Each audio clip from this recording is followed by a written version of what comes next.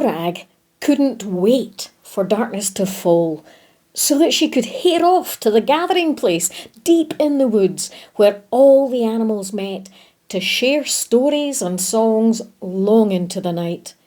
These days, an unknown and unnamed spider dangling from the antler of Stanley the stag had held every one of them spellbound as he spun the tale of one who was to come, who would rescue humans and every living thing.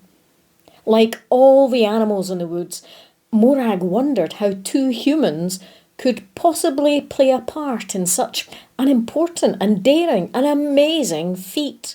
In her experience, humans were not exactly trustworthy.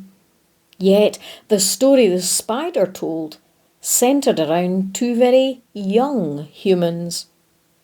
Morag found herself telling Bertine Butterfly that her blood no longer ran cold at the mere mention of humans. It seems that some were actually quite decent. Bertine, remembering the trees on which her family had fed for generations and which humans had cut down, was not quite so convinced. But she did admit that she too was intrigued as to how the spider story would unfold. That night, as the animals gathered by the light of the moon, you could almost taste the sense of anticipation. What was coming? The unknown, unnamed spider lowered himself into view from Stanley's antlers while the stag stood patiently. "My time here," said the spider, "is limited. So let me move the story on to when the two young humans were told they had to go to register in their family town. The time for the young female to give birth was fast approaching, but with no choice, the two set out for a place called Bethlehem. Morag wondered if the two had relatives there who might help the young pair. The spider's hairy hearing ears twitched. The two made slow progress, he said, because of the female's condition, and hundreds of others passed them. The male worried that there might not be any room left in Bethlehem. But he pushed that thought aside. "History," said the spider, "history says they had a 4-footed companion on their travels." Morag knew it.